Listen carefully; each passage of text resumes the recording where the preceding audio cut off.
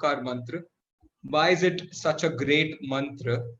And what are the reasons behind this mantra being one of the most greatest mantras of all times? Let's just have a look over what we have studied in the previous class.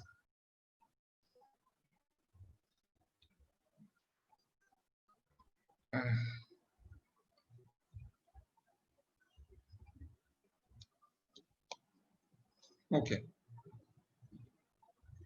So Namokar mantra, you can see this, that Namokar mantra has been indicated in this particular idol. The Namo Arhantaram is at the head, Namo Siddharam is on the shoulders, Namo Airyaram is on the chest part. Near the stomach and the abdomen, the part is Uvachayadam, and near the legs, it is Namo Loe Sab Sahuram. This is also used that way. Moving on, this is the Namokar mantra that we know, and what it means is, it means we bow to all Arhantas, Siddhas, Acharyas, Upadhyayas of the world. So this is what it means. There are two types of Manglacharan. There are two types of these preludes. One is called as Nibaddha Manglacharan. The other one is called as Anibaddha Manglacharan. Nibaddha Manglacharan is the one which has been used for a couple of years, or we don't know where it started. So it is continuously going on.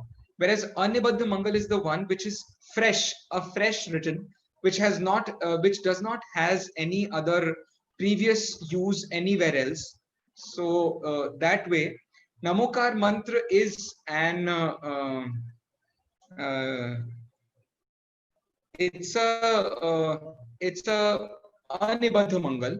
Anibaddha Mangal means, sorry, it's a Nibaddha Mangal. Nibaddha Mangal means it was not previously used anywhere else. So it was for the first time written in this Dhabla book, I mean Shatkhandagam.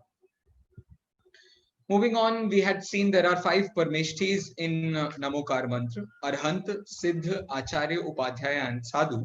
And what it means is, Arhantas are gods with body, Siddhas are gods without body, Acharyas are the leaders of the monk federation, teachers are Upadhyayas, and the students are Sadhus. We had also seen some very important questions which are quite covered whenever we talk about this Namokar mantra. That whose idol is there in the temple, Arhantas or Siddhas? Who is greater, Arhanta or Siddha? Why Arhantas are bowed before Siddhas? So there are particular set of questions which we had seen in the previous class. I just asked this one small question, that why are Arhantas bowed before Siddhas? So that we can have a good revision of the class. I'd request somebody to please raise their hands and answer the question for me. Why are Arhantas bowed before Siddhas? What's the answer to that question? Okay, one hand. Anybody else? Okay, these hand is also up. Okay, but I'll have Jana first. Yes, Jana. Yeah. So Arihantas are bowed before Siddhas because they're not greater than Siddhas, but the Arihantas are the souls that we bow down because it's pointed towards our head. So that's why. Oh, that's I think that fact I had shared only today, not in the previous classes. So I won't take that. But still, yeah, that's a good answer. But yeah, thank you. Let's have somebody else also given their views. We have Neha Shah answering the question. Jainism, I think that Arhantas are bowed before Siddhas because we can learn from them. Yeah, we had learned Moksha Marg from them, we'd learn the way to actual happiness, because of them. And also we have learned that why siddhas are great. We have never seen siddhas and we cannot see siddhas also, but it is by the virtue of arhantas that we know that there are siddhas which are greater than them. Are you understanding the point what I'm saying? I'm saying that the existence of siddha is told to us by arhantas. That is a very important point to why do we bow in front of arhantas. And because of arhantas we have Jinmani, because of arhantas we have all the acharyas and sadhus. So all the complete five parmeshthis are known because of arhantas, and hence we bow down to arhantas. This is the basic concern, why arhantas are bowed before siddhas. Am I clear?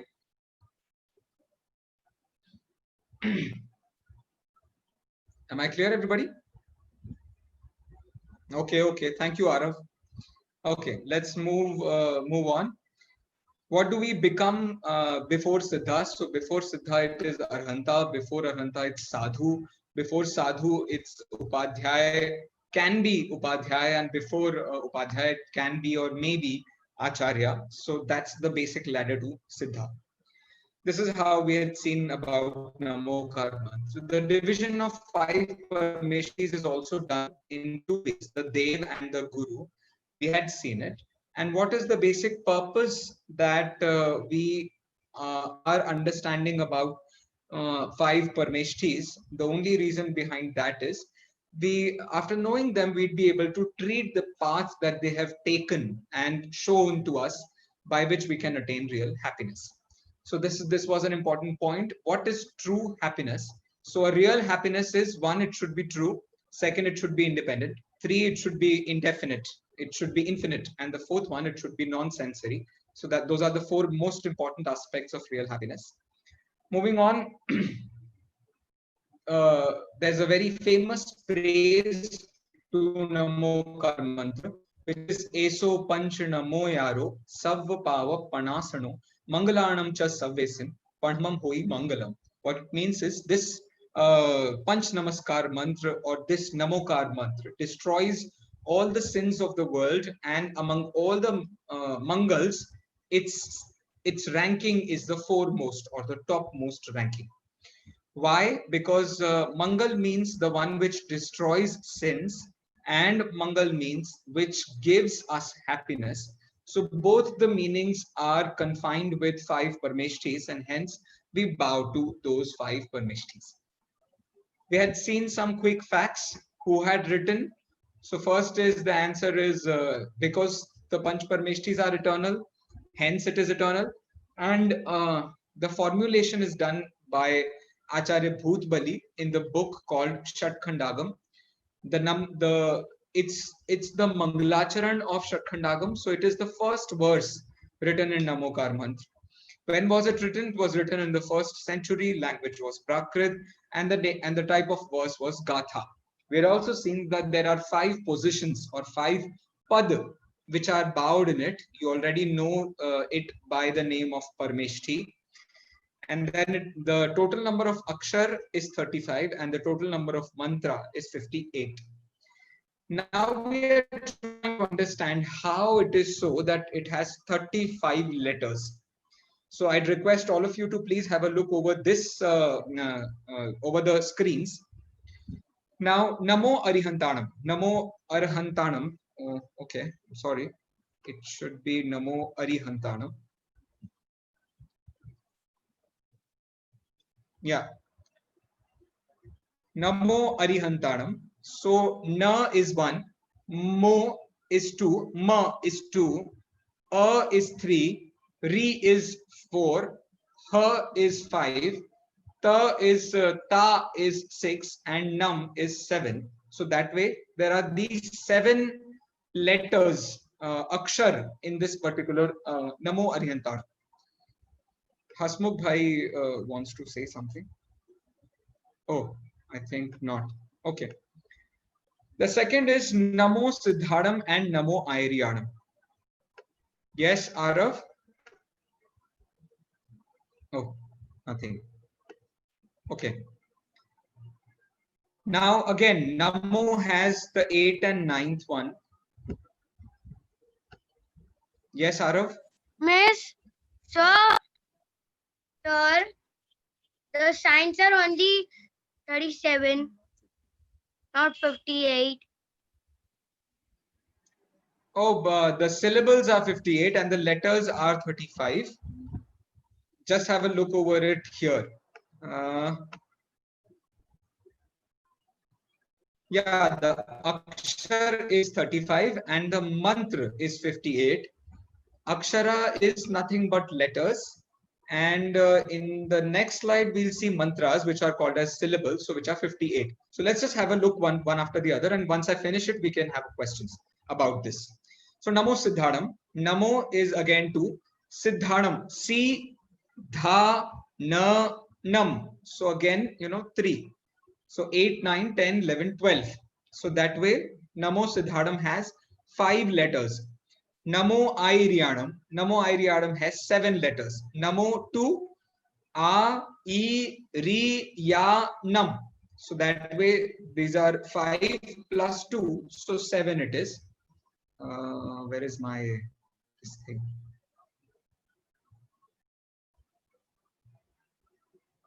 How am I going to use my pen or something? I'm unable to look at it. Fine, let it be. So Namo over Jainism has Namo to U va Jha Ya Nam. So 5 it is. So 5 plus 2 is again 7. Namo Vajhayadam is 7. And Namo Loe Sav Sahudam. Now this has Namo to Loe to Sav to Sahudam 3. So that way Namo Arihantadam has total of 7. Namo Siddhadam has a total of 5. Namo Airiadam has a total of 7. Namo Ovajhayadam also, no, not also. Yeah, it also has the total of 7. And Namo Loe Save Sahudam, this has a total of 9. So that way 9 plus 7 plus 7 plus 5 plus 7 will give you 35. So this way the total number of letters is 35.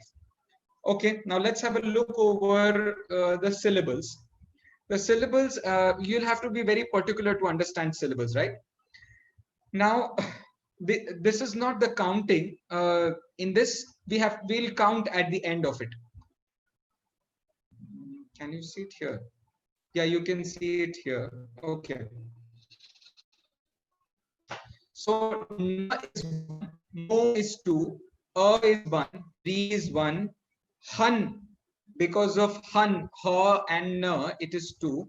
Ta, because ta is 1, ta is 2, nam is again 2. So the total comes out to be 11. In the same way, Namo Siddhanam and Namo Airiyanam. Na is 1, Mo is 2, Siddh is again 2, Dha is 2, Nam is 2, Na is 1, Mo is 2, I is again 2 because it is, Dirgh, it is long. E is small, so 1, Ri is single, Ya is again long, so it is 2, and Nam is again 2. So that comes out to be 20. Next is Namo Uvajhayanam. So again, the same way, Namo you already know. U Uvajhayanam, U is small. U and U, there are 2 types of U's. So U is 1, Vaj is 2, Jha is again 2, Ya is again 2, and Nam is again 2. So that way 12. And Namo Loe Savya Sahudam. In the end, this comes out to be 16 or 15. There are, there are different sets of rules which I actually cannot explain you well. So that way, A is considered to be 2, but sometimes it is also considered in Prakrit as 1. So once you consider it 1, it becomes 15, and hence the total comes out to be 58. So 15 and 58, that's the basic answer to this particular thing. If you had understood this, then I request all of you to do the same thing, the letter and the syllable thing for Where did it go? Where did Eso Panch Namo Gyaro go? I think, yeah, it's here. For this particular mantra, you'll have to give me the counting of the letters and the counting of the syllables. So that's a small homework for all of you. If you were unable to understand the differentiation of the letters and the syllable, try to a little in that. So that's that. Let's move on. There are other names to Namokar mantra. Was this point clear? The syllable point and the letter point. I just asked this to somebody so that I'll have a good view. Yeah. Hello, Aran. Jai Janendra. Hello, Jijinin.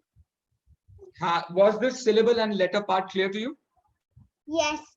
Okay, great. So I'd like to have a look over your homework also. What was the homework? Eso Panch Namo Yaro. For that particular mantra, you have to tell me the number of letters and the number of syllables. Yeah.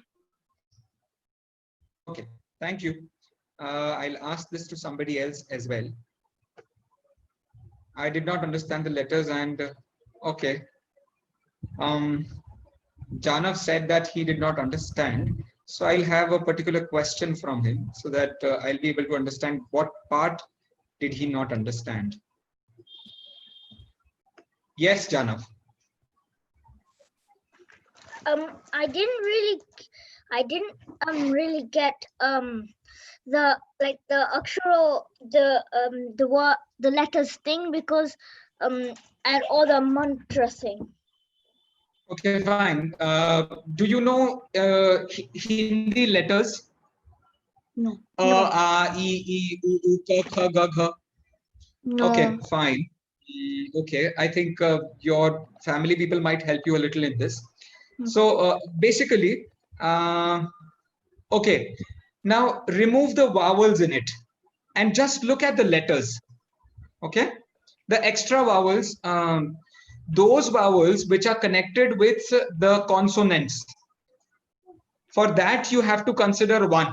And those vowels which are written without the consonants will be considered as one.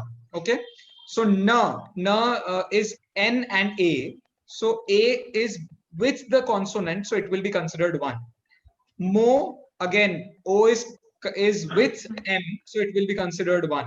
So that way, if you keep on counting, now there comes Arihantanam. So this A is not with any consonant. So this will be counted as one.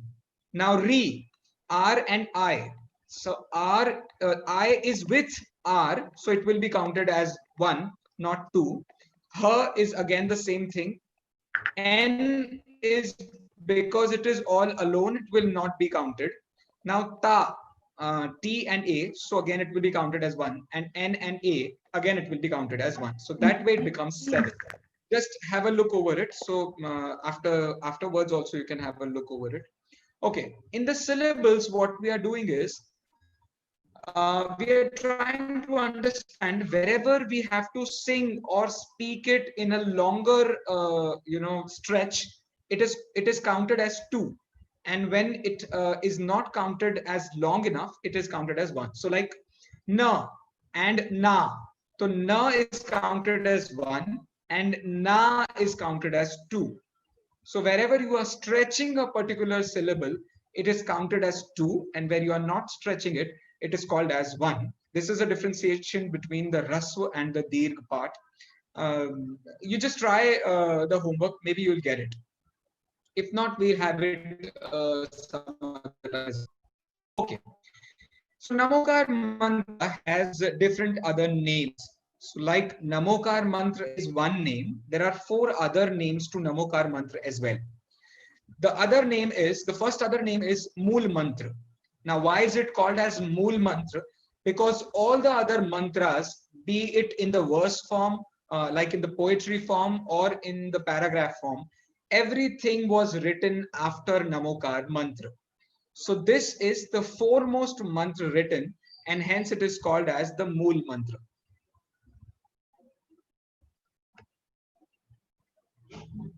Okay.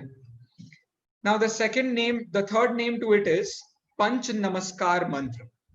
Panch Namaskar, because five, different positions are bowed, and hence it is called as Panch Namaskar. It bows five supreme souls, hence it is called as Panch Namaskar. Panch means five, and Namaskar means bowing. Now, Maha Mantra, the fourth name to it is Maha Mantra. Why is it called as Maha Mantra? Because it is the greatest mantra ever, written in the history of any philosophical, text. Why? Because it doesn't ask you for any desires.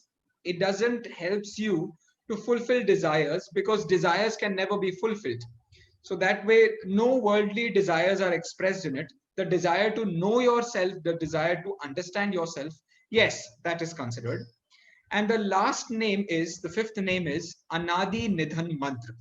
Anadi means which was never created, and Nidhan means Anidhan, means which will never die. So this is called as Anadi Nidhan Mantra. So it existed since eternity, and it will exist till eternity. Hence, it is called as Anadi Nidhan Mantra, because the world has never been created and nor will be destroyed. Hence, and also the five Parmeshthis were never created, and so they will never be destroyed. So that way, we say that this is an Anadi Nidhan Mantra. You might have a question that how do you say that the world wasn't created? Or we all know about Big Bang theory or something. So a very common answer to that question, I think I had answered that question previously also. The answer to that question is, if you say that before 13.7 billion years ago, there was a small, epoch particle, or it is also called as the primitive atom. So that primitive atom came from nothing. If you say that, the question is, why did nothing generate that particular something? If there was nothing previously, so it should have been nothing always. Why this change all of a sudden happened? So we only have one answer to that question, that if we consider nothing to be eternal, why not something to be eternal? Hence, why not everything to be eternal? So this way, we consider that this Namokar mantra is eternal, which means it was never created and will never be destroyed. In the words format, in the verse format, in the poetry format, yes, it was written, but then the people or the types of positions which are bowed in it, which was never created and not destroyed, so they will always be there. So that way, this is also called as Anadi Nidhan Mantra. Okay. Now, the next question that we have is, what are the benefits of knowing this Namokar mantra? So I think Aaron has told me some of the benefits in my previous class. So I'm just repeating what we had said. The benefits of knowing Namokar mantra is, the first one is, it destroys Moh Rag Dvesh. Now, what are Moh Rag Dvesh? These are those things which are making us uh, go into this sansar, and these are those things which are creating the world, by which this world works. So this is what is called as moh rag dvesh. Moh means delusion. Delusion means forgetting yourself and considering something else to be what you are. So like, considering that this body is me, this is called as moh. Rag means attachment, and dvesh means aversion. So that way, the benefits of knowing Namokar mantra is, it destroys moh rag dvesh. The second benefit is, it destroys all sins. So there are two answers to this question. First one is, if you keep on, thinking, self-realizing with the help of Namokar mantra, in the future, all your sins will be destroyed. And the second benefit is, in case if you recite Namokar mantra by putting all your brains and all your hearts to it, so the very moment you recite it with all your heart, no sins will be committed, and and hence no sins, because no sins are being created, hence we say that they are destroyed. Next, if you keep on understanding Namokar Mantra and those five Parmeshthis, you will tend to understand that the real path to success. So, I think the real path to happiness. So, actual happiness can be attained by this Namokar Mantra. And the last one is it leads to right knowledge.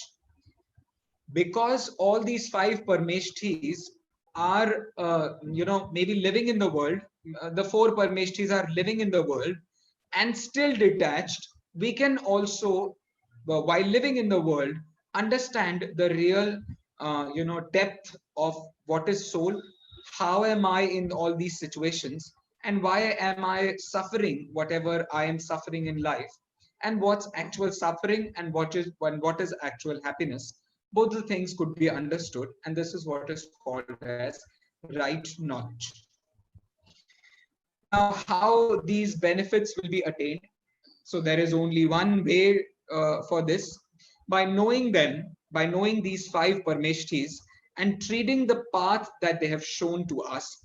So whatever path they have chosen for their lives, the similar path, if we take, we'll also be able to experience the amount of happiness that they are experiencing right now. We can also experience the same kind of happiness. Now, you must be wondering why this Namokar mantra is is the thing that we are talking about. There are several other mantras also in the world. So why this Namokar mantra? What is the grandeur of this Namokar mantra? So we have a small answer to that question as well. The first and the foremost part is it doesn't demand anything. Generally, if you read other mantras of any other philosophy also, they will keep on talking about, I bow to the sun so that I can have his light. I bow to, Indra so that I can have wealth in my house. I bow to, some other deity so that I can have those worldly benefits. This mantra doesn't talk about any worldly desires and any worldly demands. Why? Because if you keep on fulfilling the desires of the world, you will never be able to understand who you are. These worldly desires can only benefit your body and not the soul. And hence, we need to understand that there is a big differentiation between fulfilling your worldly desires and fulfilling your internal, the real happiness that comes from within you. So, this is how we differentiate between the two. No one is individually bowed in it. No one is individually bowed in it, which means I'm not talking about somebody called Ram, or somebody called Hanuman, or somebody called Mahavir, or maybe for that matter Simandhar, or anybody. So why this Namokar mantra is so great? That because we are not talking about a particular individual, you will not have a situation that you can talk bad about that particular thing. Whenever we talk about some individualistic aspects, like you look at me, you can have both the feelings. Oh, I like this face. Oh, I do not like this face. But with Namokar mantra as a position, this is not the situation. Arhant is a position, it's not an individual. So individuals can attain that Arhant situation. That is a different point. But still, the position is a position. And once we understand about that position, definitely our intention towards looking at Namokar mantra changes. We do not look at Namokar mantra as, Mahavir Bhagwan or as any other deity. We only look at this Namokar mantra as attaining these situations. And as we keep on attaining these situations, these positions, will be able to climb the ladder of real happiness. Yes, Chana? So basically, the Namokar mantra. So no, not the Namokar mantra. The Panch Parmeshwar, Arihant, Siddha, Sadhu, Acharya,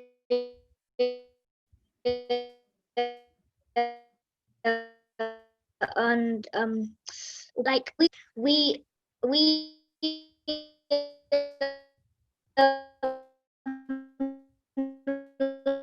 like individuals can achieve, not like any other. Hello? Actually, your voice was breaking, so I couldn't listen to your question. Could you please repeat? Oh yeah, sorry, it came up with my hello. Can you hear me now? Yes. Yeah. So what I was trying to say is the Panchparmesh, like Acharya, Sadhu, at like the Panchparmeshi, they're just positions, aren't they? That Yes. we individuals can go to. Yes. So whosoever has attained So that's that why the situation, Namakar that mantra. position. Hmm. Yes. So whosoever has attained that particular position, we bow to them. So we actually bow to Yeah. individuals, but these are not, the individual part is not important. The part, what is important is the position, the stage. I've used another word for it. Just have a look over this. My annotation is not working, so maybe I can't highlight and tell you. Look at the third point. Rather, a stage of enlightenment is bowed. So that particular stage of enlightenment is important and not an individual. So while we look at the individual, we might have all the mixed emotions with it. But when you look at the position, you will see that, why Arhant is so important, why Achar is so important, why Sadhu is so important. So the only reason why they are important is because of the stage of enlightenment they have attained, and we also wish to have that stage of enlightenment, and hence we bow to them. It's like you love cricket, and because you like cricket so much, you have a poster of any cricketer in your house. So that poster, you might like to style yourself up like the way that person does, but then your basic intention is not to look like him, but to play like him. So in the same way, Arhan, Siddha, Acharya, Upadhyay, Sadhu are nothing like, we'd like to look like them. It's just that we want to attain that level of happiness which they have already reached at, which they have already, attained. So in other words, we are bowing nothing but Vitarag Vijnanata. So once we understand this part, everything else will come up. What is Vitarag Vijnanata? So that, like we had seen, the Namokar mantra destroys Moh Rag Dvesh. So the one who destroys all Moh Rag Dvesh becomes a Vitaragi and Vijnani. And this is what is called as Vitarag Vijnanata. And this is what is the grandeur of Namokar mantra. So in case if you have any other questions, it's okay. The last point that I want to cover is there are few certain facts that I'd like to share with Namokar mantra. I think you might have all heard about Om. Okay, Aaron wants to say something. Yes, Aaron. I know the Om. It has all the five Paramesh in it because it has one letter of all the five Paramesh named Arihant, Siddha, Acharya, Upadhyay, and Sadhu. It has all of the letters combined. All of those names combined makes Om. Acha, so which letter are you going to use for Siddhas? As there is an S in Siddha and there is no S in Om.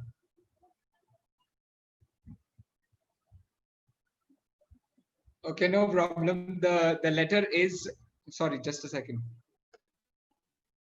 So the letter it isn't be S, but it can be Om. So it can be A maybe.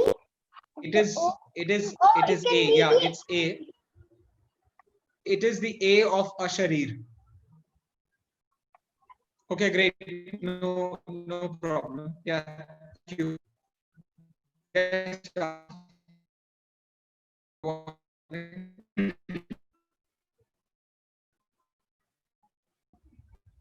there's some problem with the interface.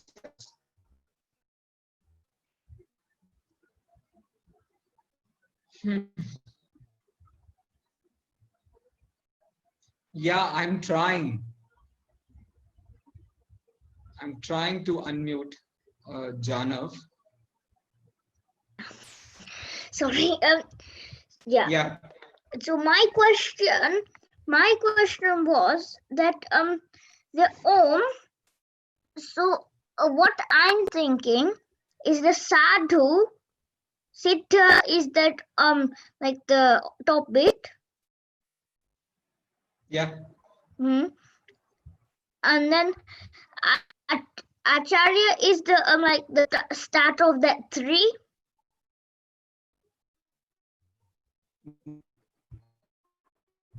Hello. Yeah, I understand again. Because your voice was breaking.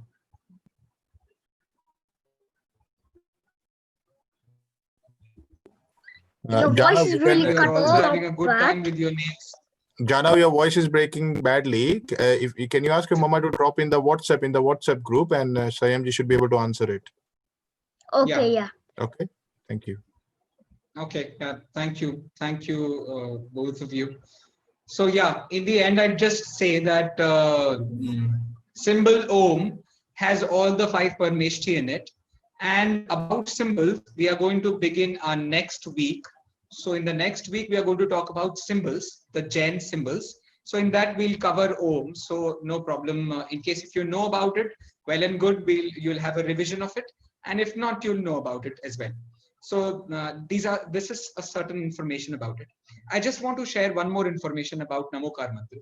As you know that Namokar Mantra was written in Shatkhandagam. Shatkhandagam, for the first time it was written in Shatkhandagam by Acharya Bhutbali. And you might have heard about several stories of Namokar Mantra. Like there was one story of Subhom Chakravarti. Subhom Chakravarti was a Chakravarti, and the story was something like this: that one day he ordered his chef to make खीर को क्या कहते हैं? I think Okay. Pudding. खीर को हिंदी में English में क्या? Rice pudding. Rice pudding. अच्छा, okay, pudding. Yeah, pudding. Thank you. Rice pudding. Any pudding it can be. It can be of a wheat pudding. It can be of any other pudding as well. So pudding it. So he asked his chef to make a pudding. So he was in a very hurry and he was very hungry. So as soon as the chef came and gave the pudding to him, it was very hot. So the moment he ate it, it was so that the Chakravarti was very much devastated about it, and he threw that very hot pudding on the face of the chef. Now, because the pudding was very hot and he did not take care of the cook died. And as soon as he died, because Ati Sanklesh Bhavate, no, sorry, what was that? In the Chadhala, we had seen it. Kabhi akam nirjara kare bhavna trik mein suratan dhare. So because of this akam nirjara, that he stopped his desire, what's happened, how this happened. I was very good about it, and something wrong must have happened with the king. So he went to Devlok. So he became a heavenly being. Now, after becoming a heavenly, he got off rich from this particular Subhom Chakravarti. So he came back and he asked him to have a particular fruit, because Subhom Chakravarti was so much into his taste, sense. He was very much attracted to his taste senses. So he gave him a fruit and asked him to have it. So after having that particular fruit,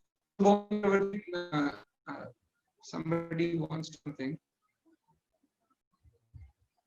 Yes, Aaron. Your voice was breaking, so we didn't understand what you were saying. Okay, I'm trying my best. Okay, so what happened after that is basically the king asked that where can I get this fruit from? So the Dev, the hellish being, the heavenly being, asked him to accompany him to a place where he will get that fruit. So okay, they both sat on a boat and traveled across the sea.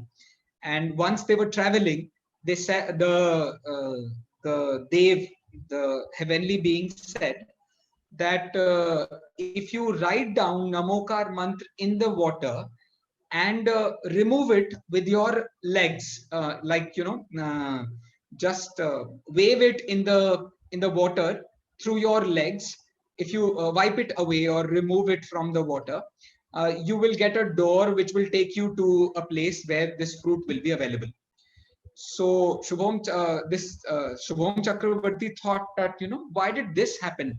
And wiping out Namokar mantra in the water, even though in the water is bad, but still his taste buds were so much activated that he thought that it's okay. I'm only going to write something in the water. It will fade away, in a fraction of seconds, and then I'll wave away my, leg at the above of it. So what happened after this? As soon as he wrote Namokar mantra and put his feet out of the boat to wipe it out, he fell down into the sea and he went to the seventh Narak. So this is a small story which was explained in Namokar with the praising of Namokar mantra. It is such a great mantra. If you do not take aboard to this mantra and take it very lightly, bad things are going to happen to them. So my intention of telling you the story was not that, not to make you fearful about Namokar mantra. It's not something like magic.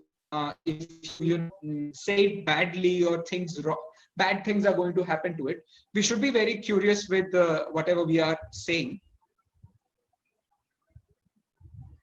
Okay, so my only intention was in Shatkhandagam, this story is not available. In Shatkhandagam, this story is not available. This story is just a made up story, or it's just a small thing to make us understand the greatness of Namokar mantra. Rather, Shatkhandagam talks about a very different thing of this Namokar mantra. Why is there a Namokar mantra? Why Mangalacharan is required?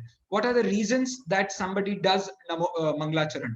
Who can write a Mangalacharan? Why are scriptures written? These are certain questions which are answered in Shatkhandagam. So my only concern to tell you that this Namokar mantra is such an extreme prestige Namokar mantra that there is no demand asked it, and so there are no refutations also in Namokar mantra. All these stories are just to tell the students to enjoy it, to understand it, to relish the actual meaning of Namokar mantra. These are not true. The only true thing with Namokar mantra is whatever we had understood by far. We had understood that Namokar mantra has 5 parmeshti. Why these 5 parmeshti? Because they live for actual real happiness. And we all want actual happiness. That's the basic bottom line of Namokar mantra.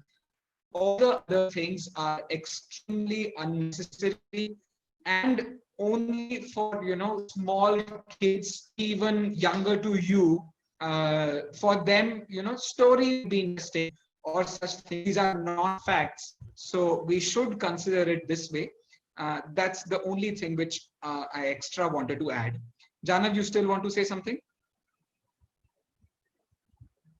Okay, so this is what was my analysis of number one. Hope you might have understood it and enjoyed it. In the next class, we're going to talk about Jain symbols. So I'll hope to see you soon with that.